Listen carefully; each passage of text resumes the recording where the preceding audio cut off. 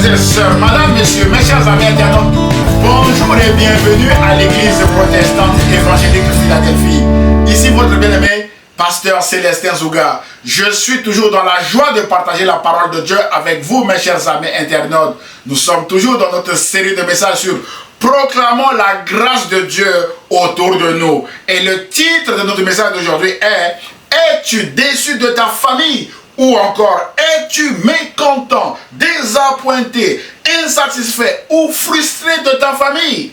Mes chers amis internautes, si votre réponse est oui, vous êtes les bienvenus dans ce message qui vise à encourager quelqu'un qui est issu d'une famille dysfonctionnelle et qui pense que Dieu l'a abandonné et qu'il n'a plus d'avenir. Si votre réponse est non, vous êtes aussi les bienvenus dans ce message parce que vous pourrez aider des gens autour de vous qui sont déçus de leur famille. Frères et sœurs, mes chers amis internautes, il est vrai que selon l'endroit où nous sommes nés et la famille dans laquelle nous sommes nés, nous n'avons pas le même commencement de vie sur la terre. Mais la bonne nouvelle est que Dieu a un plan pour chacun d'entre nous. Peu importe le lieu où nous sommes nés, peu importe la famille dans laquelle nous sommes nés, mes bien-aimés. Rappelez-vous de notre célèbre Jérémie 29, 11, où Dieu nous dit « Je connais les projets que j'ai formés sur vous, projets de paix et non de malheur,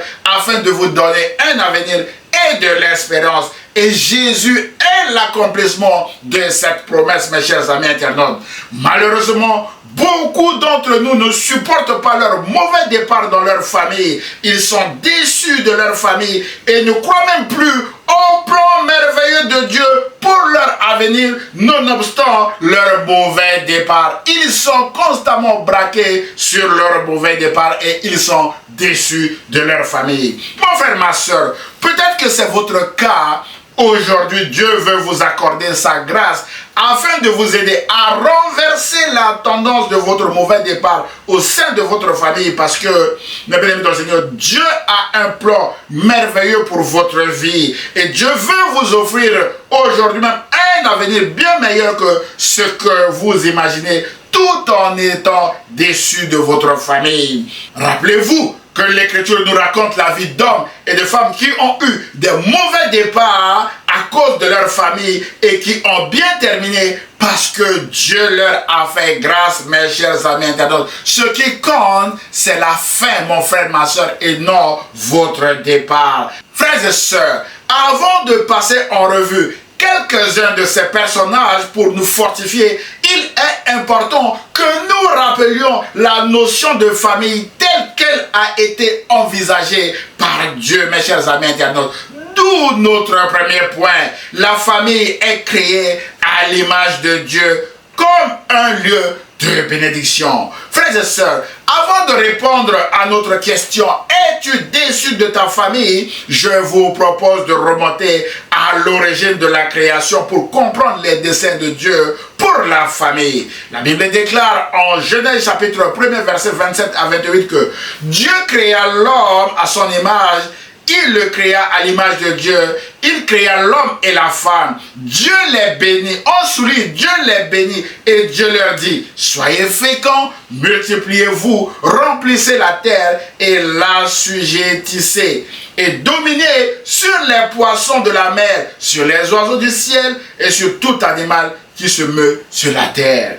Frères et sœurs, la première famille est créée ici à l'image de Dieu qui les a bénis avec toutes sortes de bénédictions, y compris celle d'avoir des enfants. Ainsi donc, la famille selon Dieu est composée d'un homme et d'une femme et de leurs enfants qui sont les fruits de leurs entrailles ou les fruits de leurs bénédictions. Et la famille est un lieu par excellence de bénédiction où l'homme, la femme ainsi que leurs enfants peuvent exprimer en toute liberté leurs émotions telles que la joie, l'amour, la paix, la sécurité, la douceur, la tempérance, la maîtrise de soi, la protection, la bonté, l'intelligence, la fidélité, le besoin d'adorer Dieu et le besoin d'être en relation avec les autres parce qu'il n'est pas bon que l'homme ou la femme aussi soit seul. D'après Genèse chapitre 2,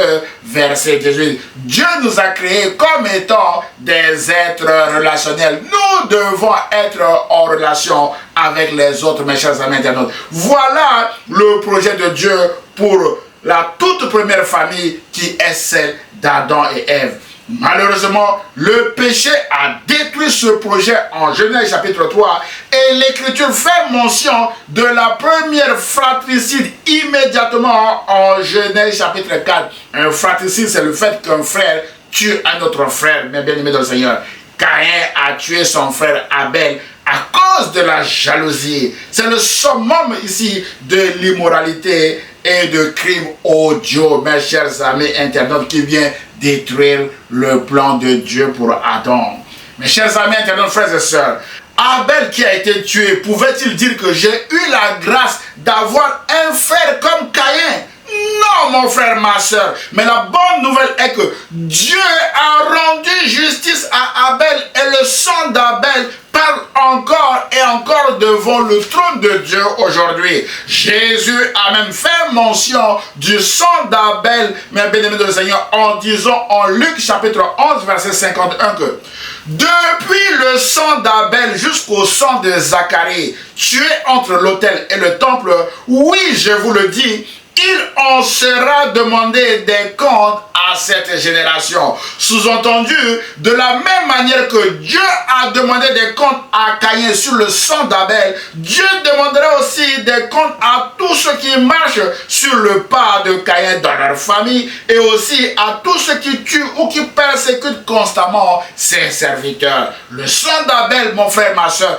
parle encore aujourd'hui à travers nos enseignements sur les conséquences de la jalousie au sein de la famille. Et sur la famille, le message de Jésus est clair en Matthieu chapitre 12, verset 50, où Jésus a dit que quiconque fait la volonté de mon Père qui est dans les cieux, celui-là est mon frère et ma soeur et ma mère. Mon frère, ma soeur, soyez prudents dans votre famille car l'ennemi peut susciter un Caïn contre vous. Rappelez-vous toujours que c'est celui qui fait la volonté de Dieu, celui qui ne cherche pas à tuer son frère ou sa soeur, celui qui ne cherche pas à tuer ses parents, ni son mari, ni son épouse, ni autrui, c'est celui-là qui est votre frère ou votre soeur. C'est pourquoi j'insiste encore, mes bien-aimés, soyez prudents et évitez les personnes toxiques au sein de votre famille.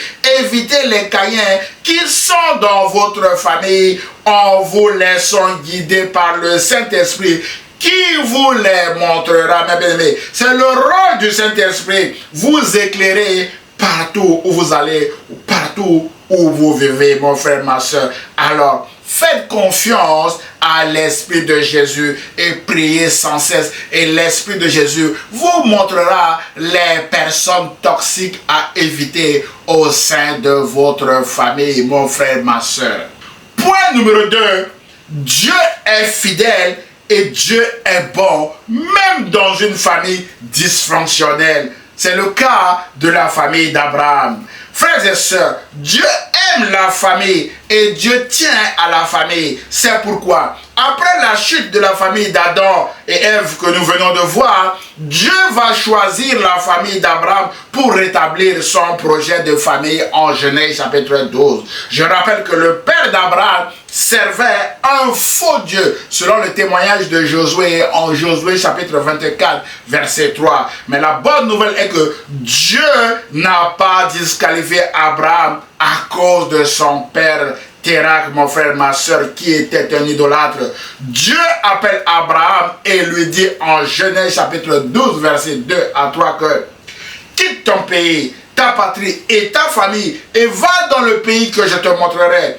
Je ferai de toi une grande nation et je te bénirai. Je rendrai ton nom grand et tu seras une source de bénédiction. On souligne, source de bénédiction. Je bénirai ceux qui te béniront et je maudirai ceux qui te maudiront. Et toutes les familles de la terre seront bénies en toi. toutes les familles de la terre sont appelées à être bénies par la famille d'Abraham. Frères et sœurs, si nous résumons rapidement la vie d'Abraham, Abraham va anticiper d'abord le plan de Dieu avec la naissance d'Ismaël, de son union avec sa servante égyptienne nommée Agar. Et 25 ans plus tard, après ces promesses, naîtra Isaac, le fils de la promesse pour Abraham et Sarah, mes chers amis internautes. Frères et sœurs, c'est dangereux d'anticiper ou de forcer la réalisation des promesses de Dieu. Abraham s'était livré à cet exercice et s'était retrouvé avec 2 femmes et 2 enfants de mères différentes. Abraham va connaître des soubresauts dans sa famille avec des tensions et rivalités entre Agar et Ismaël d'un côté et Sarah et Isaac de l'autre côté. Mes bien-aimés, sur demande de Sarah et avec l'approbation de Dieu, Abraham a fini par chasser Agar et Ismaël de chez lui. Mais la bonne nouvelle est que Dieu a aussi promis de faire d'Ismaël le père d'une grande nation parce qu'il est aussi fils d'Abraham. Mes chers amis internautes, Dieu n'a pas disqualifié Ismaël, mais bien-aimé dans le Seigneur. Ismaël également a reçu une promesse de Dieu de devenir une grande nation, mais bien-aimé dans le Seigneur. Frères et sœurs, mes chers amis internautes, Abraham a connu des dysfonctionnements dans sa famille parce qu'il a essayé d'anticiper le plan de Dieu et il est arrivé dans cette situation où il y a des tensions maintenant dans sa famille. Mais la bonne nouvelle est que Dieu est resté fidèle à ses promesses envers Abraham dans ces moments de tension et de dysfonctionnement dans sa famille. Abraham a reçu l'enfant de la promesse malgré ses agissements avec sa servante Agar. Et l'auteur de l'Épître aux Hébreux déclare que c'est par la foi que Sarah elle-même, malgré son âge avancé, fut rendue capable d'avoir une postérité parce qu'elle crut à la fidélité de celui qui avait fait la promesse. C'est pourquoi d'un seul homme déjà usé de corps naquit une postérité nombreuse comme les étoiles du ciel, comme le sable qui est sur le bord de la mer et qu'on ne peut compter. Fin de citation de l'auteur de l'Épître aux Hébreux. Frères et sœurs, aucun dysfonctionnement familial n'a pu empêcher la réalisation des promesses de Dieu envers Abraham. Abraham est devenu le père d'une grande nation comme Dieu l'avait décrété. Dieu est fidèle, mes bien-aimés. Les promesses et les décrets de Dieu sont dignes de confiance malgré les dysfonctionnements familiaux, mes chers amis internautes. Frères et sœurs, aujourd'hui, mes bien-aimés, le maître mot dans une famille dysfonctionnelle est le divorce. Je me sépare de mon conjoint ou de ma conjointe et le problème est résolu. C'est faux, mes bien-aimés, parce que Dieu aime la famille et tient à la famille. Abraham s'était séparé d'Agar et Ismaël en les renvoyant dans le désert, pensant que le problème était résolu. C'est faux, mes bien-aimés. Ismaël allait mourir de soif dans le désert et Agar a crié à Dieu. Ismaël aussi a pleuré. Et la bonne nouvelle est que Dieu a entendu les cris d'Agar et les cris de l'enfant Ismaël qui pleurait dans le désert. Et Dieu a pourvu aux besoins de soif d'Ismaël. Ensuite, Dieu a promis de faire d'Ismaël aussi une grande nation. Aujourd'hui encore, les familles d'Isaac et d'Ismaël sont restées 2 grandes familles au monde comme Dieu l'avait décrété. Dieu est fidèle et Dieu aime la famille, mes bien-aimés dans le Seigneur. Frères et sœurs, le cas de la famille d'Abraham que nous venons de voir vise à vous encourager à ne pas faire comme Abraham, mais à ne pas être déçu de votre famille, à ne pas être bloqué par le fait que vous avez eu un mauvais départ dans votre famille, mes bien-aimés. Rappelez-vous que Dieu est fidèle et aucun dysfonctionnement familial ne peut changer son plan pour votre vie si vous lui faites confiance. C'est pourquoi ce message vous encourage, mes bien-aimés dans le Seigneur, à faire confiance à Dieu. Si vous avez péché contre Dieu, repentez-vous et faites confiance à Dieu pour votre famille. Et c'est Dieu qui protégera votre famille. Mon frère, ma soeur, peut-être que votre famille traverse en ce moment une période de dysfonctionnement à cause de vos propres erreurs, notez que Dieu est fidèle et Dieu aime votre famille. C'est pourquoi Dieu veut restaurer votre famille. Pour cela, vous devez tout simplement faire confiance à Dieu en l'invitant dans votre famille. Et c'est Jésus qui viendra restaurer ce qui a été brisé et accomplir le plan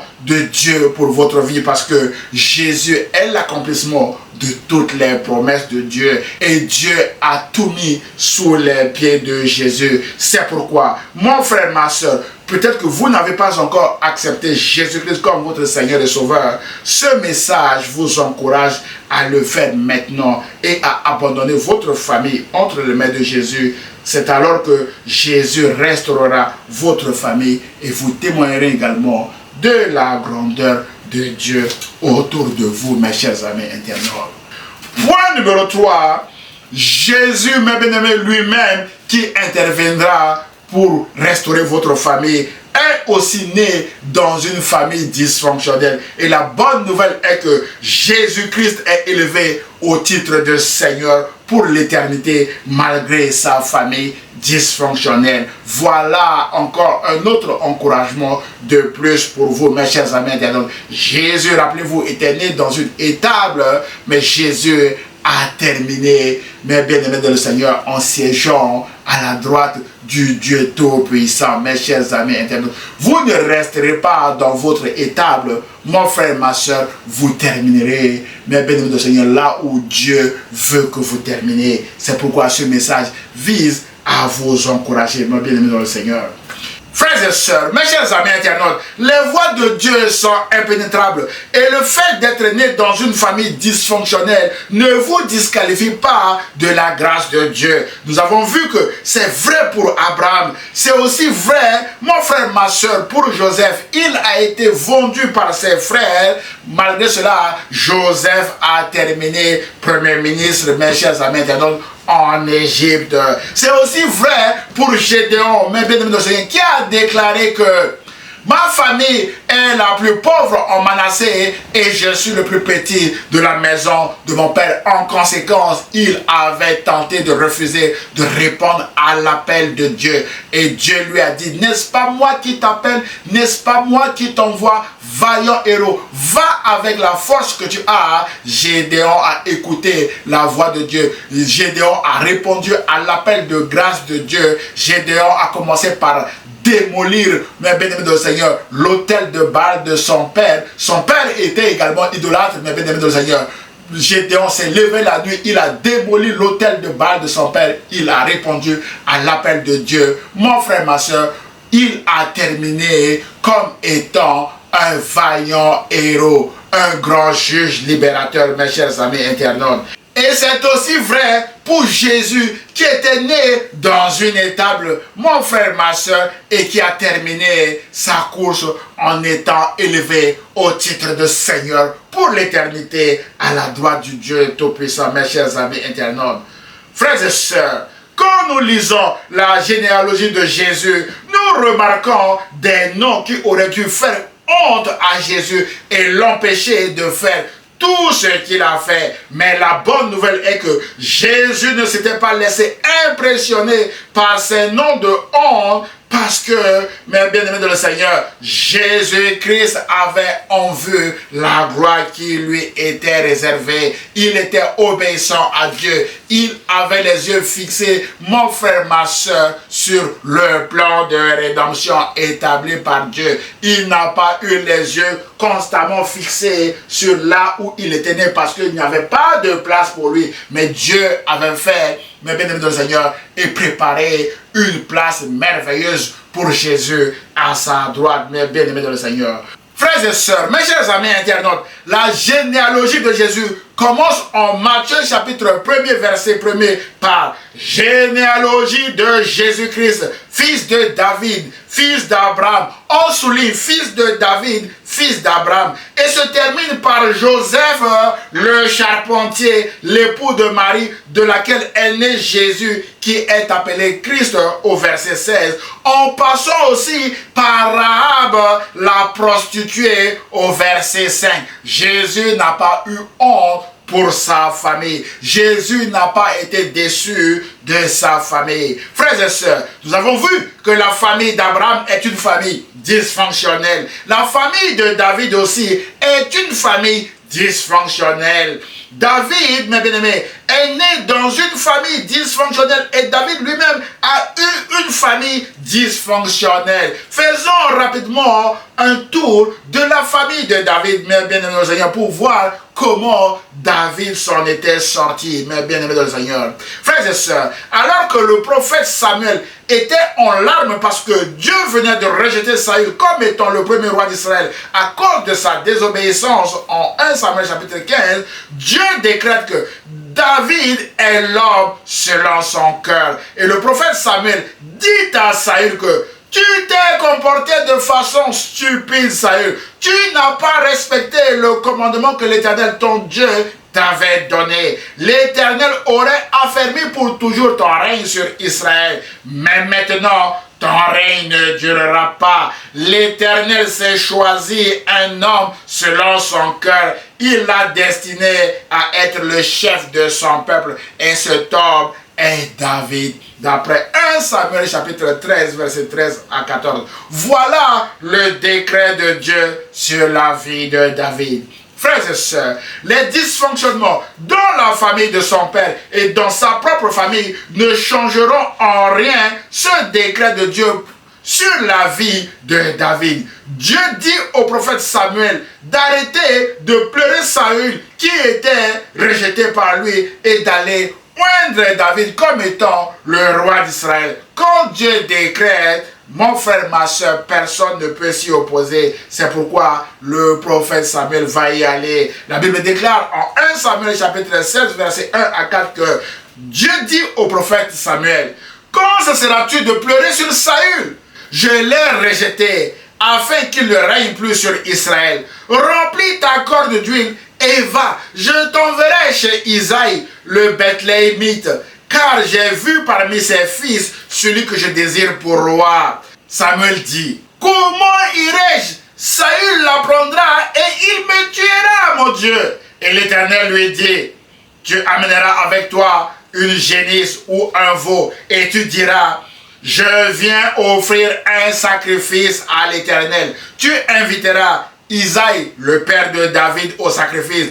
Je te ferai connaître ce que tu dois faire et tu oindras pour moi celui que je te dirai. Samuel fit ce que l'Éternel avait dit et il alla à Bethléem pour organiser le repas sacrificiel. Mes chers amis internautes, frères et sœurs, quand le prophète Samuel était arrivé chez Isaïe, le père de David, David n'était même pas convoqué à ce repas sacrificiel visant à oindre le nouveau roi en remplacement de Saül rejeté par Dieu. David était dans les pâturages avec ses brebis. La Bible déclare en 1 Samuel chapitre 16, verset 10 à 13 que Isaïe fit passer ses 7 fils devant Samuel. Et Samuel dit à Isaïe, l'Éternel n'a choisi aucun d'eux. Puis Samuel dit à Isaïe, sont cela tous tes fils?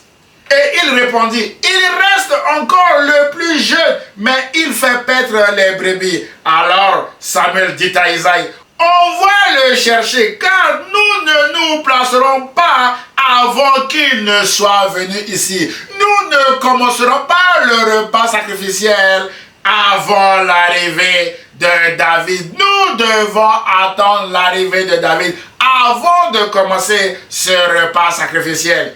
Isaïe envoya chercher David. Or, il était blanc avec de beaux yeux et une belle figure.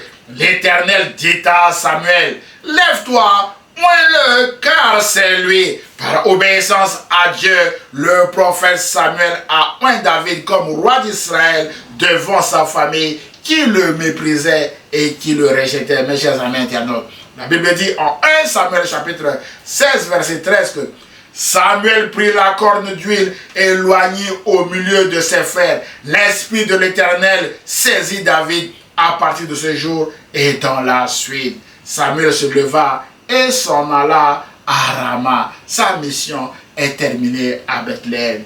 Frères et sœurs, Dieu dira à David en 2 Samuel chapitre 7 verset 8 que je suis allé te chercher dans les pâturages où tu gardais les moutons pour faire de toi le chef de mon peuple d'Israël ou encore le roi d'Israël. Voilà la grâce de Dieu. Quelqu'un qui a été méprisé, mes bien-aimés de Seigneur, par ses parents, quelqu'un qui n'a même pas été convoqué au repas sacrificiel, mais c'est lui qu'on envoie chercher pour qu'on puisse le oindre comme au roi d'Israël. Frères et sœurs, mes chers amis internautes, les voies de Dieu sont impénétrables. Un berger devient l'homme selon le cœur de Dieu. D'après 1 Samuel chapitre 13 verset 14. Et ce berger vient d'être oint ici, roi d'Israël, mes bien-aimés de le Seigneur. D'après 1 Samuel chapitre 16 verset 13.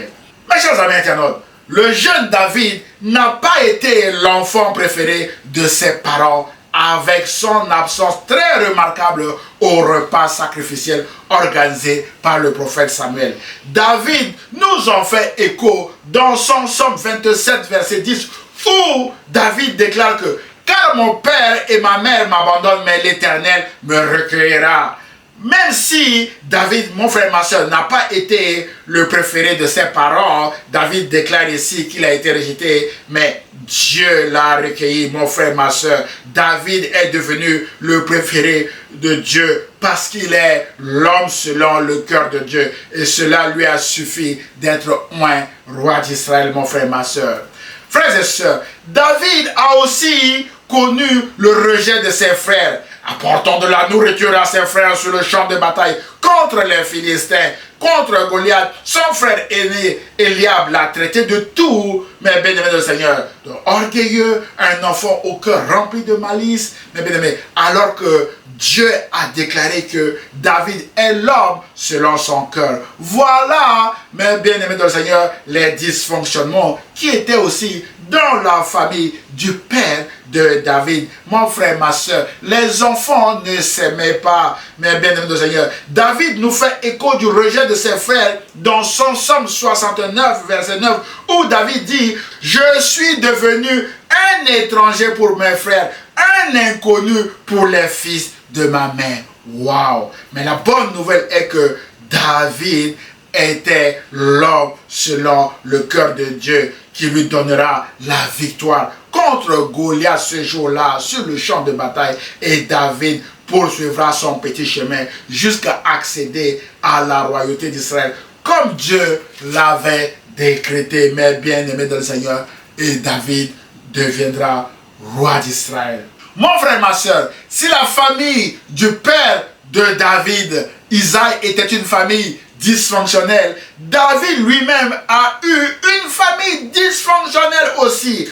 Un de ses fils nommé Amnon a violé sa demi-sœur Tamar, qui est la sœur de Absalom. Absalom et Tamar, frères et sœurs, étaient nés même père, même mère.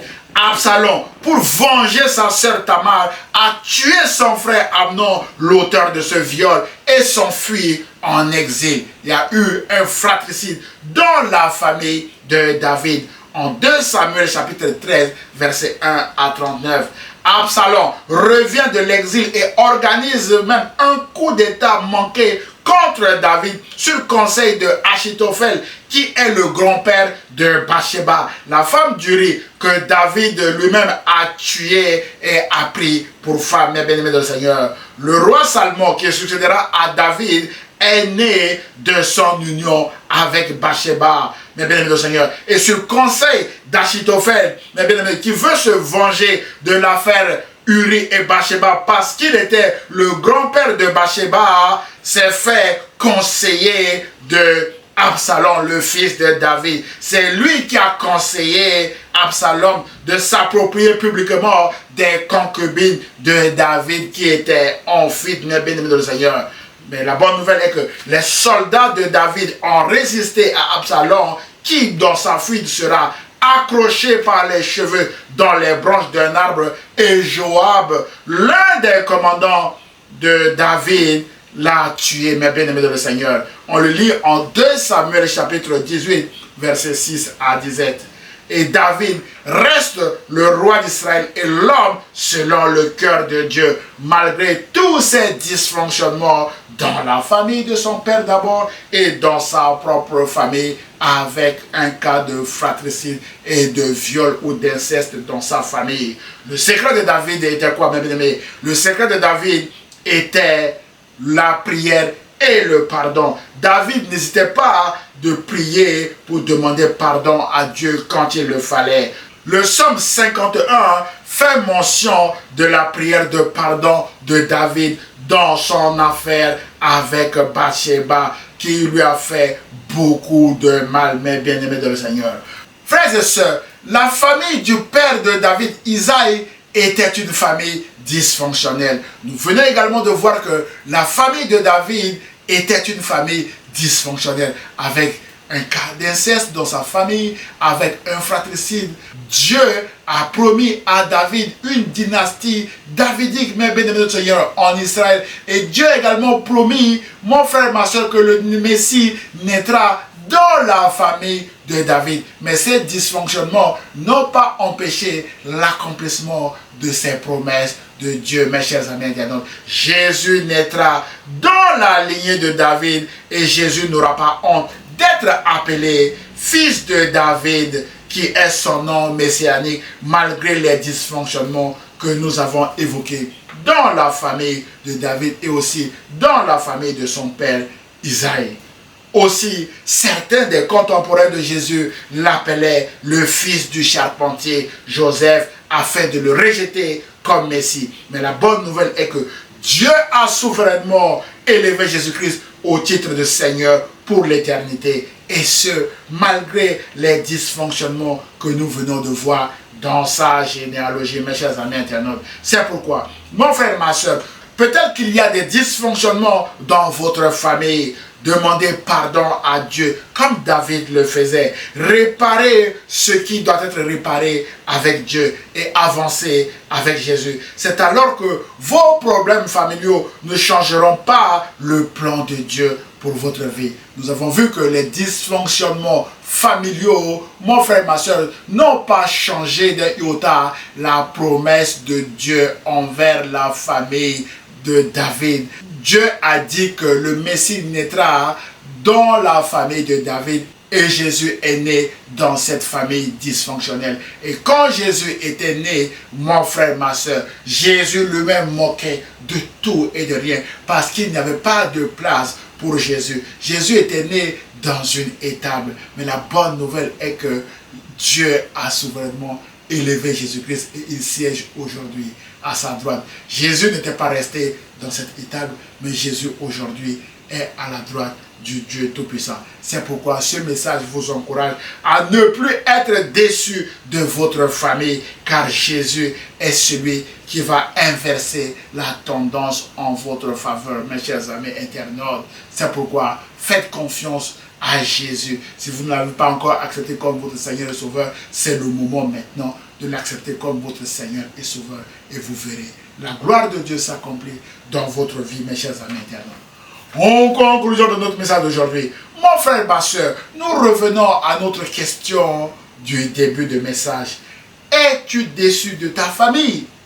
Ce message t'encourage à répondre non, mon frère, ma soeur, à cette question, car Dieu a un plan merveilleux pour toi, indépendamment des circonstances dysfonctionnelles que traverse ta famille. Alors, ne sois plus déçu de ta famille, mon frère, ma soeur, car Jésus n'a pas été déçu de sa famille. Jésus a été appelé fils de David. Dans la famille de David, nous avons vu qu'il y a eu des dysfonctionnements. Et Jésus a été appelé aussi fils du charpentier Joseph, mais bien-aimé dans le Seigneur, tout simplement pour le rejeter en tant que Messie. Mais rien n'a pu empêcher Jésus d'être réellement ce Messie qui sauve, qui délivre et qui vous tend la main aujourd'hui à travers ce message, que la même chose qu'il a fait dans la famille de David, en inversant cette tendance, il veut également inverser la tendance pour vous aujourd'hui. C'est pourquoi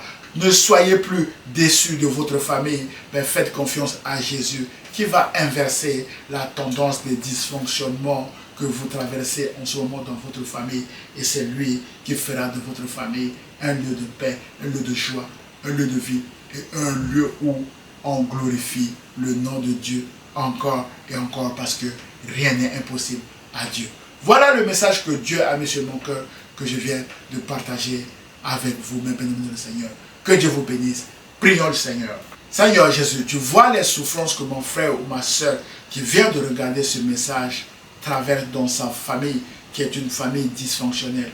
Je prie que tu fasses grâce à mon frère ou à ma soeur. Je prie que tu interviennes pour restaurer ce qui est brisé. Je prie que tu interviennes pour délivrer. Je prie que tu interviennes pour réparer. Et je prie que tu interviennes pour accompagner la famille de mon frère ou de ma soeur. Et que mon frère et ma soeur puissent témoigner de ta grandeur autour de lui ou autour d'elle. Je prie au nom de Jésus. Et l'Église protestante évangélique Philadelphie répond Amen. Frères et sœurs, mes chers amis internautes, si vous avez été bénis par ce message, merci de le liker et de le partager à vos proches afin de les bénir également. Pour nous connaître, merci de visiter notre site internet églisephiladelphie78.com. Vous pouvez également nous envoyer via ce site vos sujets de prière à églisephiladelphie78500@gmail.com. Nous aurons le plaisir de vous répondre et surtout de prier pour vous. Pour nous contacter, vous avez tous les liens en bas de cette vidéo. N'hésitez pas de vous abonner à notre chaîne YouTube ou à notre page Facebook afin de recevoir des alertes sur nos prochains messages. À dimanche prochain à 10 h sur la page Facebook ou sur la chaîne YouTube de l'Église protestante évangélique Philadelphie. Et ce, si Dieu le veut. À très bientôt mes chers amis internautes. Au revoir.